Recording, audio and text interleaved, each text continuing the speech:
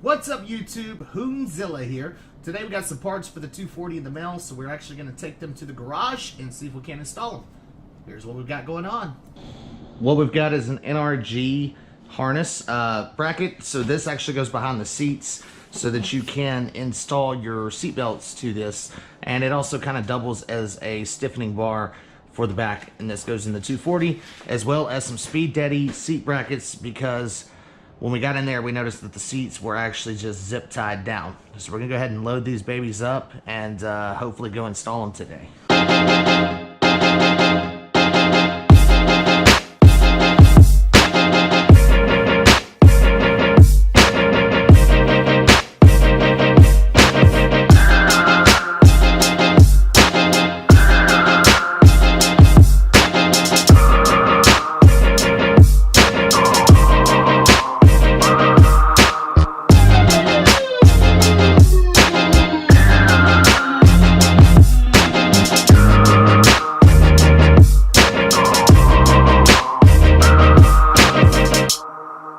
Alright guys, so we are headed to the garage with the 240 parts to install those. We're going to do a quick video.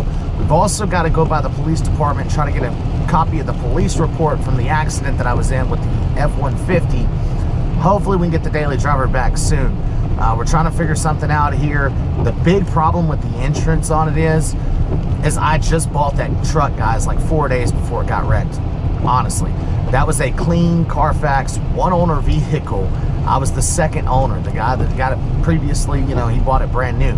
So my issue is the diminished value or the depreciated value, because once you have a vehicle that has a bad Carfax report on it, it's kind of like, do I even want it back? You know, would I rather just go try to get something different?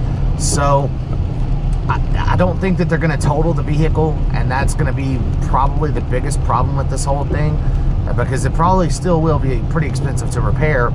But then I'm going to have this diminished value on top of that, because my truck will automatically be worth a lot less, you know, just because somebody that's looking at the Carfax, they're going to go, oh, well, it was involved in a moderate damage report. And that's probably what it'll show. So we're going to see what we can do about this, but it's been almost, I don't know, close to a week now since that happened, and we still don't have any news. So one adjuster from my insurance company contacted me, but it's not really their problem. It should be on the other insurance, and I don't even know if the other person had insurance. So I really need to go get my hands on this police report, find out exactly what the deal is, who was at fault, things like that. But in the meantime, we're going to go and install these parts, so enjoy. Okay, so we are here at the 240. The first thing we're going to have to do is pull these seats out. It is a 14mm socket on these seats. So we're going to go ahead and yank these out, and then we will kind of show you what we're doing from there.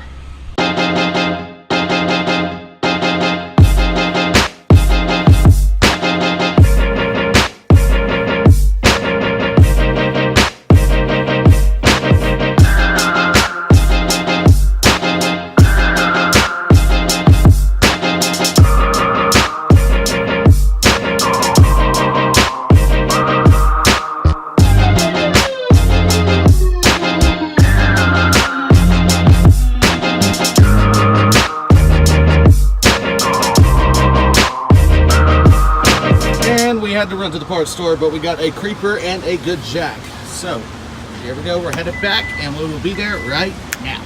So this is the old seat bracket that I pulled out. You can see it had zip ties on it to hold the seat in. There's still some kind of bolt that's keeping the seat in, but I can't access it from inside the car. So I actually had to go buy a creeper and a jack. I just got back and underneath the car, and you can see the heat shield here, and then this hole right here is where I believe that he undermounted, screwed through the car to try to install the seat. You can see he's got a couple other holes. Maybe this was part for the rear. So instead of buying the $50 seat bracket for aftermarket racing seats, this guy went and drilled underneath his car and drilled through to get the seat brackets in. So we're gonna go ahead and pull this heat shield off, pull this bolt out. Hopefully the seat will release, and we'll see what happens there. As you can see, we pulled the heat shield down. It's sitting off to the side, so we are going to pull this out. hopefully it will release that seat for me. So obviously that was the bolt that was holding the seat in. So we are going to go ahead and pull this seat out the rest of the way, install the aftermarket seat bracket, which I'm probably gonna have to track down some bolts for because I don't think they're all here, and then we'll be good to go on reinstalling the seat. Passenger side jacked up now, and it's more of the same. There's holes, more holes, holes, holes. You hit it with the Allen here. Hole, Allen, hole, hole, hole. Yeah, it's a mess. So we're gonna pull these off so that we can go ahead and pull this seat out too. And they're angled in here super wild. So we'll be back. All right, so we ran into a bit more bad luck as we were test fitting the harness bar. We realized that that harness bar does not fit actually. So we went ahead and pulled the seat belts out. Those are out. And whenever we get a new bar in, we will be able to install this. I don't really want to put the seats back in right now because it's going to be pretty counterproductive. I'm just going to have to pull them right back out to put the harness bar in. So it's really not important. So we're just going to wait. And when we get that in, we will come back and maybe do another video. But until then, that's going to be it for today on this until we can get more done. This car should be getting shipped off soon to Cosmic Motorsports. So hopefully they can get this thing all in order with the engine and everything else going on. So we're waiting on that. But yeah, this kind of just shows, you know, with the seats being bolted from underneath the car where they screwed into the car, this is kind of the condition that I bought the vehicle in. So I thought I was getting a lot better deal than I did. The tire was flat, so we did pull that off. It's loaded up, and hopefully we can go ahead and get that fixed today also, and then get it ready for shipment. So that's gonna be the end of the video today, guys. There's not much else we can do at the time. So until next time, we will catch you later.